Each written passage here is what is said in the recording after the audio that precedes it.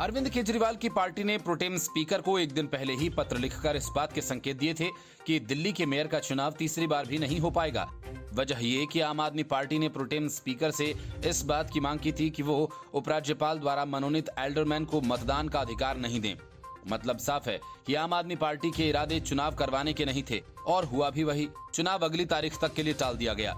इससे पहले दिल्ली नगर निगम के मेयर पद के लिए एक बार फिर से कवायद शुरू हुई। नगर निगम के सदन की बैठक के दौरान पीठासीन अधिकारी ने ऐलान किया कि तीनों चुनाव एक साथ होंगे और पीठासीन अधिकारी की अध्यक्षता में चुनाव करवाए जाएंगे। हालांकि स्थायी समिति सदस्य का चुनाव महापौर की अध्यक्षता में होता है, लेकिन पीठासीन अधिकारी ने चुनाव करवाने का ऐलान कर दिया था। इस पर आम आदमी पार्टी ने मनोनीत सदस्यों के वोट का विरोध जताया।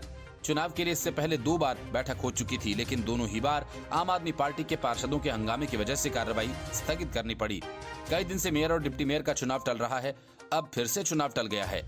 सदन की कार्यवाही के दौरान पीठासीन अधिकारी सत्या शर्मा ने कहा कि आज मेयर, डिप्टी मेयर और स्टैंडिंग कमेटी का चुनाव होना है। आप सभी से सदन की गरिमा बनाए रखने की अपील करती हूँ। कोर्ट द्वारा तय मेयर, डिप्टी मेयर और स्टैंडिंग कमेटी के लिए एल्डरमैन वोट करेंगे। उन्होंने कहा कि चुनाव मेयर, डिप्टी मेयर और स्टैंडिंग कमेटी के लिए एक साथ कराएंगे। दिल्ली भाजपा ने मेयर चुनाव से पहले एक प्रेस कॉन्फ्रेंस की। मीडिया को संबोधित करते हुए वीरेंद्र सचदेवा ने कहा कि आम आदमी पार्टी बौखलाई हुई है, उसके पार्षद दल में फूट है, वह इसलिए लगातार चुनाव टाल रही है और उसके नेता हमारे पार्षदों को संपर्क कर रहे हैं। वीरेंद्र गुप्ता ने कहा कि आम आदमी पार्टी के नेताओं के ईमानदारी के झूठे दावे अब जनता के सामने उजागर हो चुके हैं और आज यहां 9 पार्षदों ने बताया कि उनको कैसे प्रलोभन दिया जा रहा है।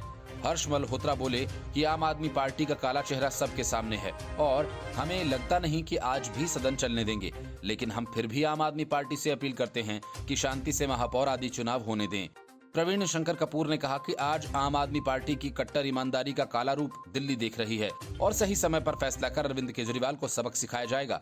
निगम पार्षद मोनिका पंत, मनीष चड्डा, सुशील जौटी ने ये बताया कि उन्हें किस तरह आम आदमी पार्टी में शामिल होने के लिए आम आदमी पार्टी के नेताओं द्वारा प्रलोभन दिए गए।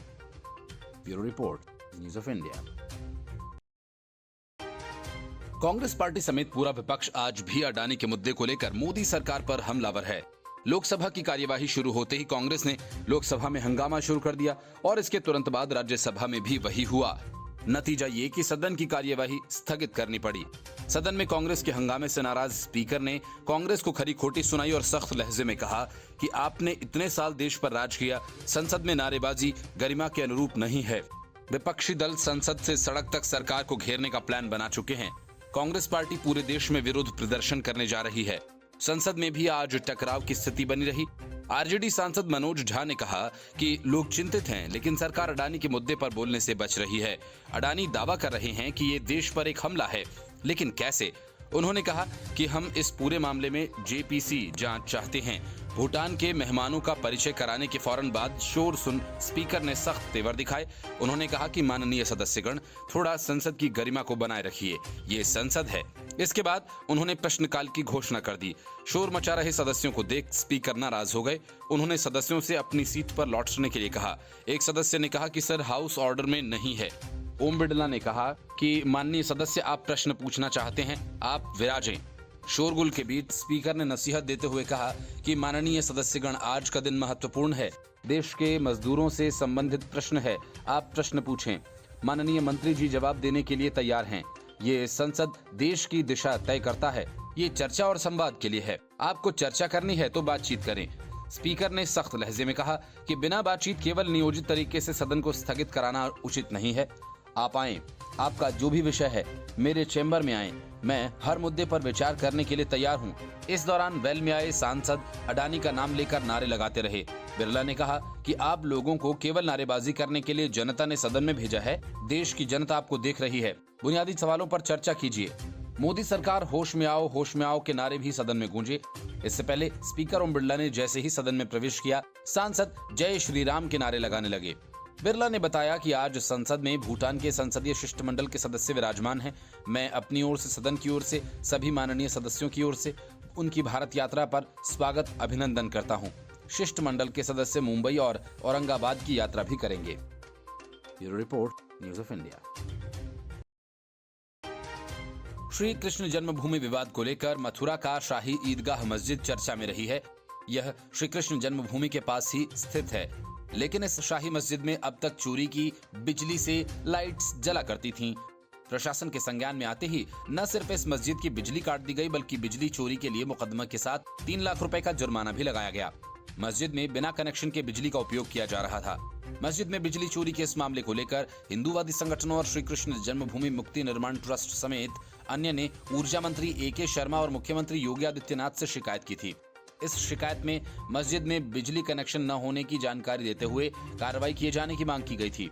इस शिकायत के बाद बिजली विभाग ने मामले की जांच कर शिकायत को सही पाया।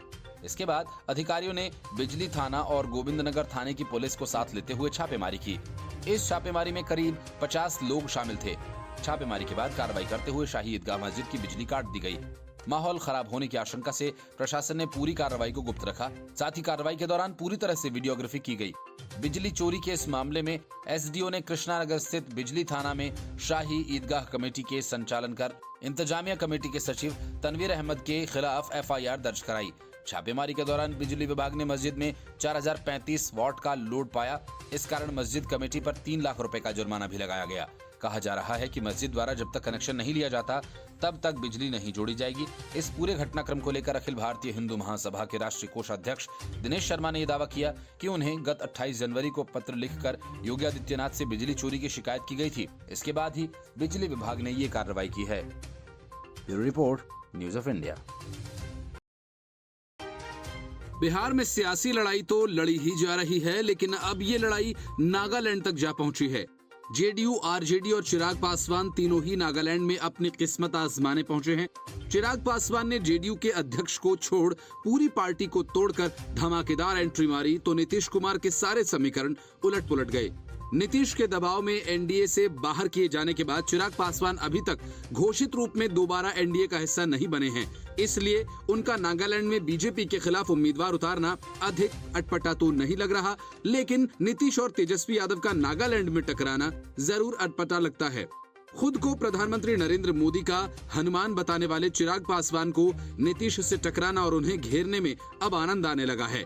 बिहार में उन्होंने नीतीश को नाथ दिया था। बीजेपी से बराबर का हक झटकने वाले नीतीश को 2020 के बिहार विधानसभा चुनाव में पहली बार चिराग ने तीसरे नंबर पर पहुंचा दिया था। चिराग ने नीतीश की ऐसी कमर तोड़ी कि अब तक उन्हें दर्द का एहसास हो रहा है। अब नागालैंड में नीतीश को धूल चटाने चिराग पहुंच गए हैं। चिराग आगे भी नीतीश कुमार का पीछा आसानी से छोड़ने वाले नहीं हैं। इसका संकेत उनके बयानों से समय समय पर मिलता रहा है। नीतीश कुमार सियासत की एक अबूझ पहेली की तरह हैं। साथ ही सहयोगी भी उनको समझ नहीं पाते। 17 साल तक बीजेपी को उन्होंने पिछलग्गू बनाकर बिहार में रखा, उन्हें पनपने का मौका नहीं दिया। बीजेपी ने भी कभी उभरने की कोशिश नहीं की। बीजेपी का बिहार में उभार पहली बार 2014 के लोकसभा चुनाव में आया, जब उसने और उसकी सहायता से सहयोगियों ने 40 में से 39 सीटें जीत लीं। ये बिहार के प्रदेश नेतृत्व का नहीं बल्कि नरेंद्र मोदी के चेहरे का कमाल था। असेंबली इलेक्शन में बीजेपी ने कभी सीएम फेस के साथ उभरने की कोशिश ही नहीं की। बीजेपी की तरह आरजेडी को भी नीतीश कुमार पिछलग्गू बनाना चाहते हैं, लेकिन वह पीठ पर हाथ ही नहीं रखने दे रहा। उल्टे आरजेडी के नेता नीतीश को जलील करते रहे हैं। बीजेपी के साथ रहते नीतीश ने जितनी जलालत नहीं झेली होगी, उससे अधिक आरजेडी के साथ रहकर वे टारगेट हो रहे हैं। नागालैंड में आरजेडी भी गठबंधन धर्म की परवाह किए बिना मैदान में उतर गया है। आरजेडी को पिछलग्गू पार्टी बनाने की नीतीश की चाल इस बात से समझी जा सकती है कि बेतुकी बयानबाजी या नैतिकता का हवाला देकर जेडीयू सिर्फ राजद नेताओं के खिलाफ कार्रवाई की मांग करता रहा है। वो आरजेडी को अपने ही लोगों पर कार्रवाई करने को बाध्य करता रहा है। अपने 2 मंत्रियों से आरजेडी को इस्तीफा लेना पड़ा था। नीतीश कुमार ने नैतिकता का हवाला दिया। सुधाकर सिंह को शो कॉज इसलिए आरजेडी ने दिया क्योंकि नीतीश ने ऐतराज जताया था, लेकिन आरजेडी अब तनकर जेडीयू के सामने खड़ा है। आलोक मेहता और चंद्रशेखर के बयान पर जेडीयू की आपत्ति के बावजूद तेजस्वी ने चुप्पी साध ली है। महागठबंधन की छवि धूमिल करने वाले बयान देने वाले जेडीयू नेताओं पर अब एक्शन क्यों नहीं ले रहे नीतीश? आरजेडी को भीतर ही भीतर इसका मलाल है। उपेंद्र कुशवाहा ने बीजेपी से मिलीभगत का आरोप आरजेडी के शीर्ष नेतृत्व पर लगाया है और भी ढेर सारे उनके बयान महागठबंधन को कमजोर करने वाले हैं। बावजूद इसके उन पर कार्रवाई नहीं हो रही है। Bureau report, news of India. Congress ने हाल ही में कैप्टन अमरिंदर सिंह की पत्नी परिणीत कौर को पार्टी से निलंबित कर दिया था और नोटिस भेजकर उनसे ये पूछा था कि क्यों ना उनको पार्टी से निकाल दिया जाए। कांग्रेस के इस नोटिस का जवाब अब परनीत कौर ने कांग्रेस अनुशासनात्मक कार्रवाई समिति के सदस्य सचिव तारिक अनवर को दिया है।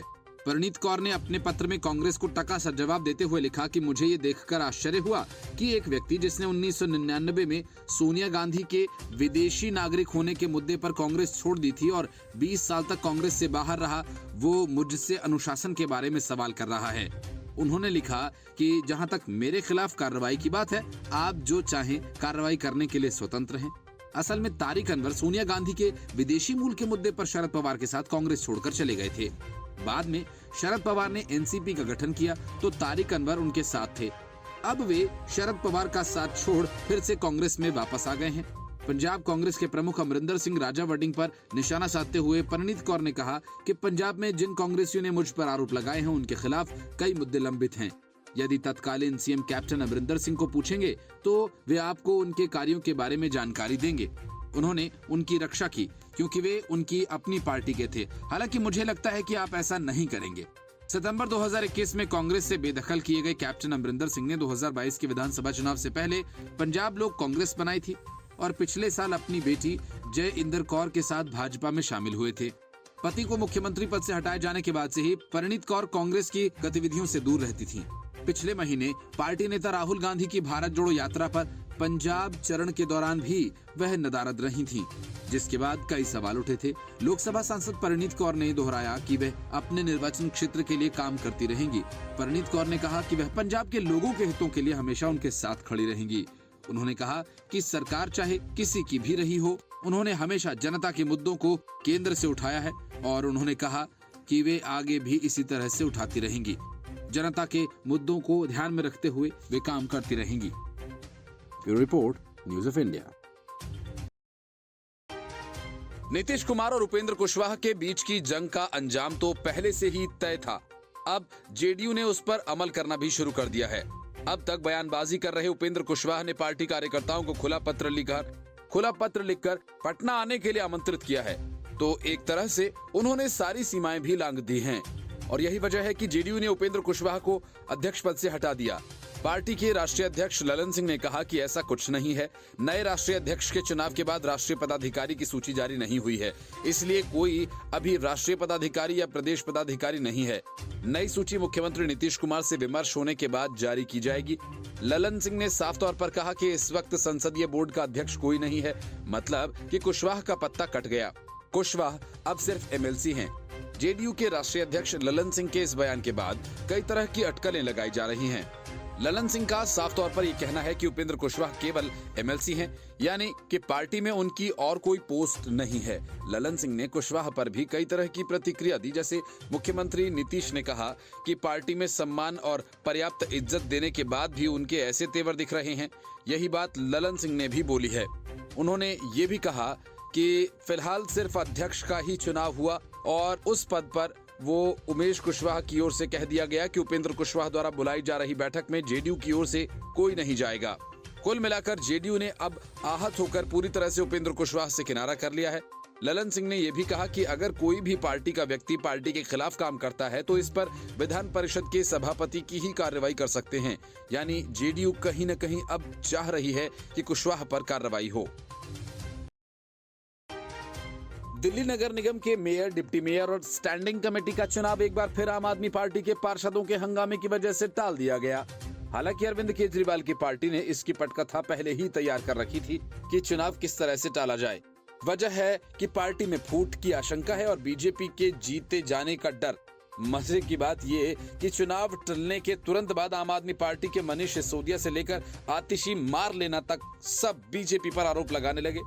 घोटाले में फंसे अरविंद केजरीवाल और मनीष सिसोदिया इस दौरान बीजेपी के 9 पार्षदों को खरीदने की भी कोशिश कर चुके हैं, जिसका खुलासा बीजेपी के उन्हीं पार्षदों ने किया जिन्होंने आम आदमी पार्टी की तरफ से ऑफर दिया था। दरअसल दिल्ली नगर निगम के महापौर चुनाव के लिए नियुक्त पीठासीन अधिकारी ने आम आदमी पार्टी के 2 पार्षदों का वोटिंग करने का अधिकार रद्द कर दिया। इसके चलते सदन में आम आदमी पार्टी के पार्षदों ने हंगामा करना शुरू कर दिया। यही नहीं, पीठासीन अधिकारी ने सदन में यह भी कहा कि उपराज्यपाल ने जिन 10 सदस्यों को मनोनीत किया है वह भी वोट डाल सकेंगे। इसके बाद सदन में जारी हंगामा और तेज हो गया। इस हंगामे के चलते सदन की कार्यवाही स्थगित करनी पड़ी। इससे पहले मेयर और डिप्टी मेयर के चुनाव के लिए 2 बार सदन की बैठक बुलाई गई थी। पहली बार 6 जनवरी को और दूसरी बार 24 जनवरी को, लेकिन दोनों ही पार्टी के नेताओं के हंगामे के चलते पीठासीन अधिकारी ने बिना चुनाव कराए ही कार्रवाई को स्थगित कर दिया था। दिल्ली नगर निगम चुनाव में सभी 250 वार्ड्स में मतदान हुआ था। इसमें आम आदमी पार्टी 134 सीटों के साथ सबसे बड़ी पार्टी बनकर आई थी। भाजपा के खाते में 104 सीटें और कांग्रेस के खाते में 9। सदन की कार्यवाही स्थगित होने के बाद आम आदमी पार्टी और भाजपा के बीच जुबानी जंग तेज हो गई। आतिशी मार्लेना ने कहा कि बीजेपी की मंशा साफ नजर आ रही है और वे मेयर का चुनाव नहीं करवाना चाहती। उन्होंने आरोप लगाया, भाजपा बेईमानी से दिल्ली नगर निगम में सरकार बनाकर बैठी है। उन्होंने ये भी कहा कि पार्टी आज ही सुप्रीम कोर्ट का दरवाजा खटखटाएगी ताकि मेयर का चुनाव अदालत की निगरानी में हो सके। केंद्रीय मंत्री मीनाक्षी लेखी ने पलटवार करते हुए कहा कि दिल्ली को एक भ्रष्ट मुख्यमंत्री मिला है, एक ऐसा मुख्यमंत्री जिसका नाम हर रोज शराब घोटाले में आ रहा है। इसी पैसे का इस्तेमाल कर पहले गोवा में और फिर दिल्ली में मेयर का चुनाव लड़ने की कोशिश की गई। इन लोगों ने भाजपा के 9 पार्षदों को पद और पैसे का लालच भी दिया है। Bureau report, news of India.